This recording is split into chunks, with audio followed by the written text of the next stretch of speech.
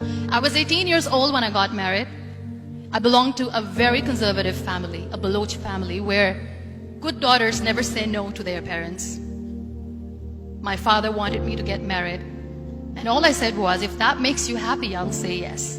And of course, it was never a happy marriage. Just about after 2 years of getting married, about 9 years ago, I met a car accident.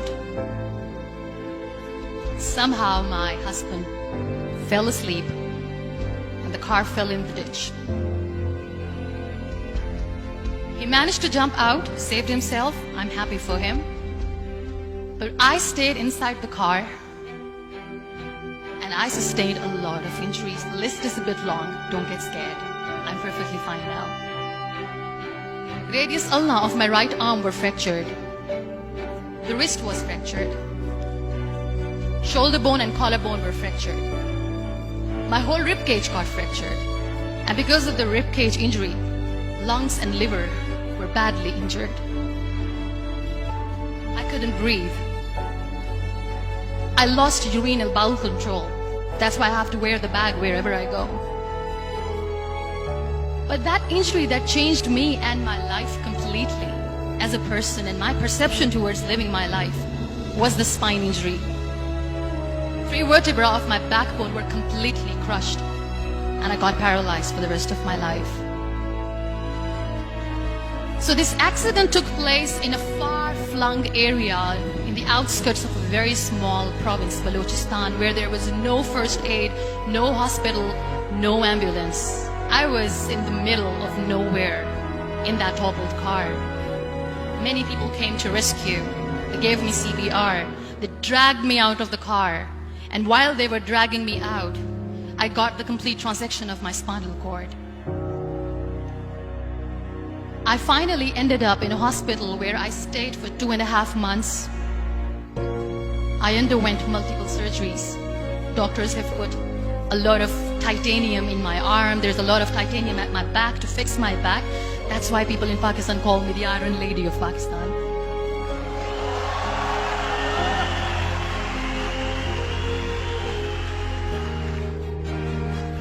Those 2.5 months in the hospital were dreadful.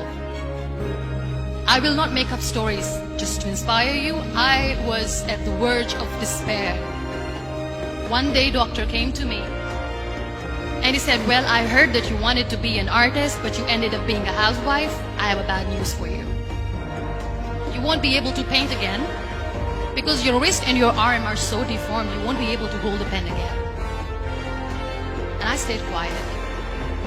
Next day, doctor came to me and said, your spine injury is so bad, you won't be able to walk again. I took a deep breath and I said, it's all right. The very next day, doctor came to me and said, because of your spine injury and the fixation that you have in your back, you won't be able to give birth to a child again. That day, I was devastated. I still remember, I asked my mother, why me? And that is where I started to question my existence. Why am I even alive? What's the point of living? I cannot walk, I cannot paint, fine, I cannot be a mother.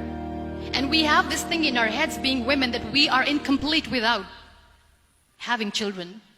I am going to be an incomplete woman for the rest of my life. What's the point? So my mother said to me, this too shall pass. God has a greater plan for you. I don't know what it is, but He surely has.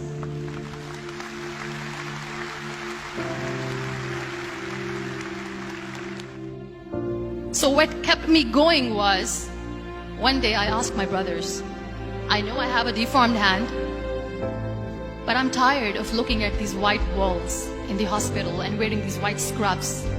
I'm getting tired of this. I want to add more colors to my life. I want to do something. Bring me some colors. Bring me some small canvas. I want to paint. So the very first painting I made was on my deathbed, where I painted for the very first time. there were a lot of infections in my body, a lot of allergies. So doctors wanted me to lie down on the bed straight for not 6 months, for not 1 year, for 2 years. I was bedridden, confined in that one room, looking outside the window, listening to the birds chirping, and thinking maybe there will be a time when we'll be going out with the family and enjoying the nature.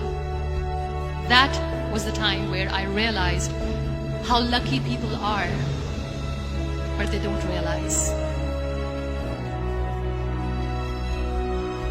And you know how it all began? That day I decided that I'm going to fight my fears. We all have fears. Fear of unknown, fear of known, fear of losing people, fear of losing health, money.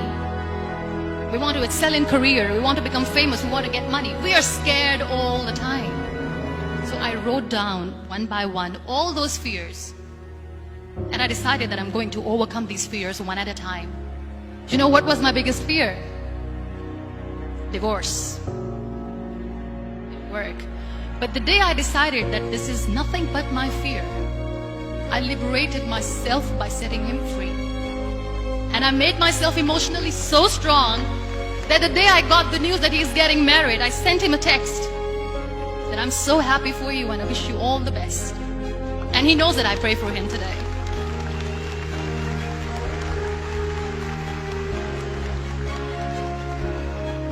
My biggest fear, number 2, was I won't be able to be a mother again.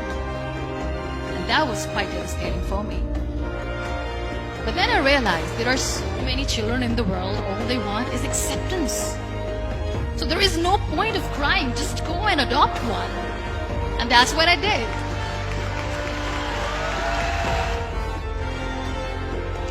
So when you accept yourself the way you are, the world recognizes you.